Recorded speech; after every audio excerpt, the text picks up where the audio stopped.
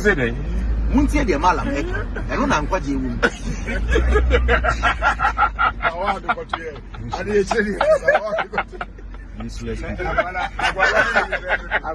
I was former Ghana Black Stars players, Samwajan, John Paintsel, John Mensah, and Sule Muntari, along with Derek Boateng, having some nice interaction in their car there. Quite an interesting scene. These guys formed the core of an interesting and amazing Black Stars team that held and raised the flag of Ghana high, most notably in the 2010 World Cup. A great to see them in such high spirits and great camaraderie amongst them. Today we're going to talk about something interesting, and I'm sure you've seen it by now. The Ghana FA trying to kick some life into the Ghana Premier League, kick some interest into the Ghana Premier League, and the method they are using it, in my opinion, is not the best. If you've noticed, Black Stars coach Chris Hughton has sort of endorsed the Ghana Premier League after watching and being at a couple of game centers. He has endorsed the league and advised people to follow it. Just this morning, I saw Kingsley also say that he's a firm advocate of the league and believes that it is also an interesting one. When he's been asked about it, the best league, they tell him about the Ghana Premier League. I don't think this is the best way to promote the league, and I'll be telling you why I think that is. We're also going to talk about former Ghana Black Stars coach Celeste, the under-20 side. He was in distress a couple of weeks ago and sought to ask for help. Well, the FA, under their newly formed GFA Foundation, which looks to help past coaches and players, has given him some money. We'll look at that today. We'll also talk about the possible appointment of Kwesi Appiah as the head coach of Kumasi Asante Kotoko, and Prosper Nate Okum, who according to reports, Dogbe Afede has approved. As usual, subscribe if you haven't, and then click on that notification bell. So before I get into today's stories, yesterday my second channel, Sahara Football Extra, was hacked into. Thankfully, I got it back just this morning. It has been a crazy 24 hours for me. Probably why you did not see me post any content on the channel yesterday or any of them. I've been going through trying to get the channel back. Thankfully, I've got it back. So much support from you guys on other social media networks, Twitter especially. I appreciate all that. We'll jump right into it, and we'll look first and foremost at how the FA is looking to promote the Ghana Premier League. The first thing is that the Ghana Premier League interest is going down. Many people are not patronizing it as they would want, and it has been because of a myriad of reasons, most notably the fact that the FA, whose brand is the Ghana Premier League, are not promoting it enough. The FA says it's not their job to promote it, it's the job of the clubs. That in part is true, but the main beneficiaries of the benefits the Ghana Premier League give is the FA, and the onus is on them. Now, in an attempt to bring awareness into the Ghana Premier League, they've gone on to record 2 videos already of Chris Hughton and Kingsley, who are Black Stars player and coach, to endorse sort of the Ghana Premier League and say that it is the best league and they should follow it. Well, let's listen to that video of the 2 men endorsing the league, and I'll give you my 2 cents on why I think it's a bad strategy. My name is Chris Hughton. I'm head coach of the Black Stars, and I urge everybody to follow the Bet Power Premier League and watch as many games as possible, as I will do. Hello guys, my name is Kingsley Kujo. I'm playing for FC Cologne in the German Bundesliga. I encourage everybody to watch the Bet Power Premier League because my family is from Kumasi, and every time we are talking about soccer, they are telling me how great the Bet Power Premier League is.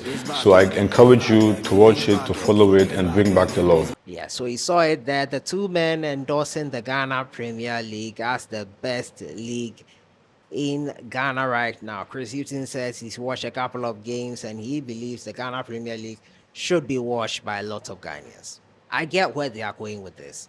If it comes from a top person, it seems legit. But we all know that the problem with the Ghana Premier League is not that people like Chris Hughton and Kingsley should be telling us to watch it. Hell, in the early 2000s, we didn't need anyone to tell us to watch the Ghana Premier League.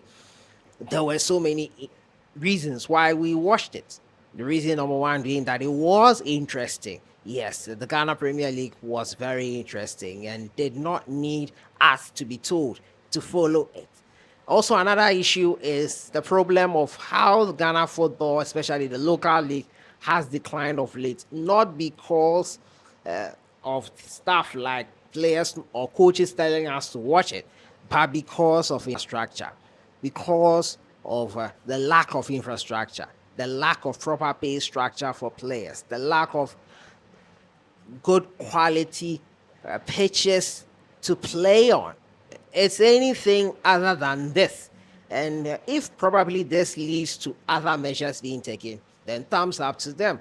But if this is where it's going to end, and more Black Stars players who have never ever in their careers played in the Ghana Premier League or even coached in the Ghana Premier League are coming to tell us that this is the best league, why are you not then coaching or have never played in the Ghana Premier League yourselves? That says a lot to me, and I don't listen to what people say. I see what they do and use it to judge their talks or whatever they say. So the player and the coach coming in to endorse the Ghana Premier League is not the way to go. Get us good referees, get us good pitches, get us good facilities, get clubs having to do the right thing. Stop hooliganism. Arrest those culpable. Ban them. Ban stadiums will not be banning stadiums is not the way to go. It hurts the one who benefits from that stadium use more than the one who actually committed the act. Let's do the right things and not beat about the bush in trying to solve it. I just felt it was not necessary to have those people telling us to watch the Ghana Premier League. I didn't think that was the way to go if we want to bring back the love. There are more practical things that need to be done. If this will lead to that, then thumbs up. Let's get to that though. But this is not the way for me.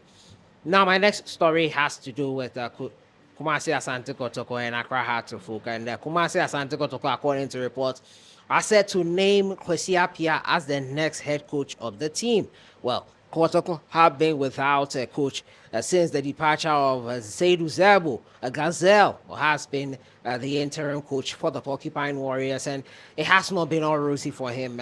Drawing his first game versus Legon Cities, getting back to winning ways with a 4-0 win at home, has not been plain sailing for Gazelle, and it looks like Kwesi Appiah, a former player of Kumasi Asante Kotoko, looks set to return.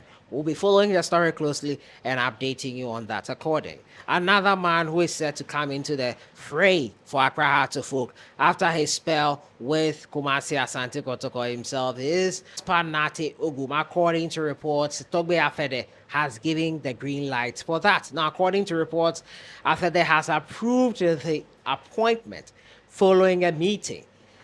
If his appointment materializes, Okum will become the third manager of the club has appointed in the current season.